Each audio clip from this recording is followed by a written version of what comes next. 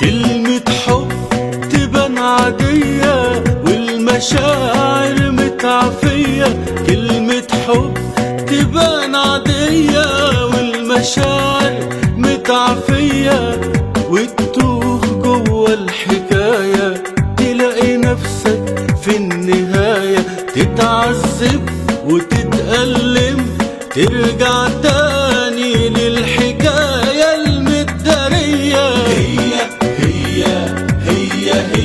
نفس الحكاية يا قلبي، هي بنعيشها زي ما هي، بس الناس مش هي. مش عايزة أقولك يا منال على معتز ده، عريس إيه لقطة، طول بعرض بمركز بعيلة. طبعا يا سمير، انت كل عرسانك حلوين. هيعجبك أكيد يا ميادة. إن شاء الله طبعا يا طن. أنا آسف جدا على التأخير. ولا يهمك يا كابتن معتز، أعرف كابتن معتز طيار مدني. إيه الطيار الأمور ده؟ اهلا يا حبيبي، اتفضل. ما تفرجي النادي المعتز يا ميادة. طيب ماشي مفيش مشكلة. يا ريت طبعا، أتمنى. طب يلا بينا. أنا سعيد جدا بمعرفتك. ربنا يخليك يا فندم. ما بلاش يا فندم دي، ممكن تقولي لي معتز. تمام مفيش مشكلة. ها قولي لي إيه هواياتك؟ أنا عن نفسي بحب أوي ركوب الخيل والقراية. إيه ده؟ وأنا كمان، دي هواياتي المفضلة أصلا. طيب أنا ممكن أسألك سؤال غريب شوية؟ اتفضلي. هو أنت برج إيه؟ هو أنت مؤمنة بالأبراج وتوافق الأبراج والكلام ده؟ يعني شوية كده. أنا يا ستي برج الأسد. حلو جدا. ليه؟ أنت برج إيه؟ أنا يا سيدي برج الميزان. مع إني ما فهمش قوي في الأبراج، بس واضح كده إن البرجين دول متوافقين. جدا. يبقى على خيرة الله.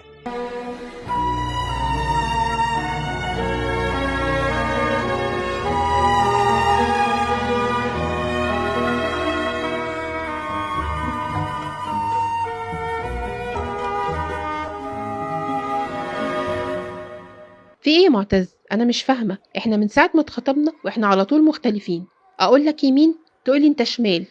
انا مش فاهمه في ايه. أنا مش فاهمك بصراحة، على طول مش بتقتنعي برأيي وماشية بدماغك. لا بقى انا مش ماشيه بدماغي على فكره، انت اللي متحكم ومتحكم زياده عن اللزوم كمان. يوه، ده أنا ملاحظ كمان إن حتى أذواقنا مختلفة. عندك حق، انا اول مره اتفق معاك في حاجه من ساعه ما عرفتك. تصدق ان دي اول حاجه اتفق معاك عليها من ساعه ما عرفتك؟ ده انتي بتتريقي كمان. ما هو بدل ما انفعل اديني بطلع انفعالي في التريقه. على فكرة أنا ما بحبش الأسلوب ده. ولا انا والله على فكره. أنا بصراحة كده حاسس إن إحنا مش متوافقين خالص. تصدق وانا كمان حاسه بكده. انا شايفه ان احنا ننفصل احسن، وكانت معرفه خير اكيد. اتفضل دبلتك هي معتز. وأنا معاكي في القرار ده، اتشرفت بيكي جدا.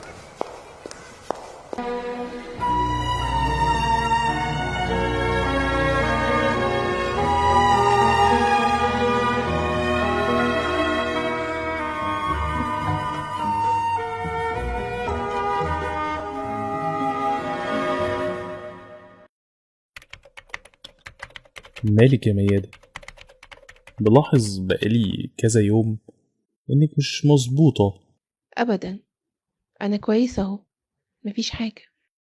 انتي مش مجرد زميلة، انتي صديقة ومن زمان. انا عارفه طبعا يا كريم. انتي متضايقة انك فسختي خطوبتك؟ بالعكس، انا بس مستغربه ازاي ما كانش في بيني وبينه توافق، على الرغم ان برجه المفروض بيتوافق مع برجي. طب ازاي؟ برج ايه يا بنتي؟ بس مش شرط خالص، ده مش مقياس صدقيني. ما هو ده بقى اللي انا اخيرا اكتشفته بعد التجربه دي يا كريم، ان موضوع الابراج ده مش مقياس خالص. ده في تربيه وظروف وبيئه هي اللي بتتدخل في الموضوع ده. مش قصة برج. عليكي نور. أحلى حاجة إنك اتعلمتي، وبما إنك اتعلمتي بقى عايز أصارحك بحاجة. إيه؟ ميادة، أنا بحبك من زمان وكنت رافض أصرح لك عشان برجي مش متوافق مع برجك، وأنا عارف إنك بترفضي اللي مش متوافق معاكي، فخدتها من قصرها وما قلتش. أنت فاجئتني بكلامك ده الصراحة. أفهم من كده إنك رافضة ومش حاسة بيا وبمشاعري؟ لا، مش قصدي.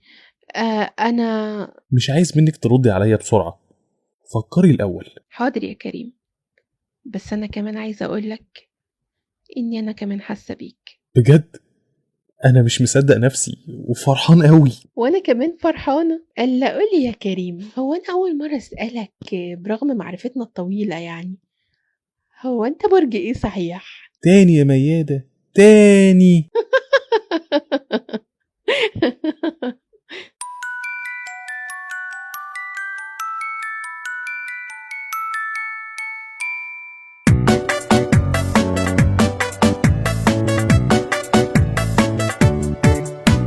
هي هي هي هي نفس الحكاية يا قلبي، هي هي هي هي بنعيشها زي ما هي هي هي نفس الحكاية يا قلبي، هي هي بنعيشها زي ما هي.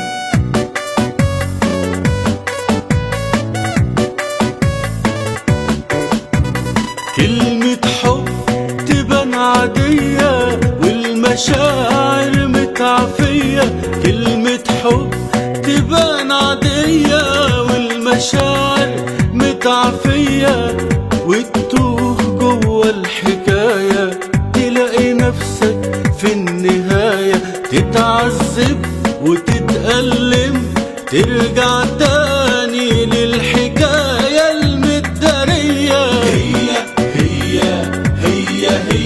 نفس الحكاية يا قلبي، هي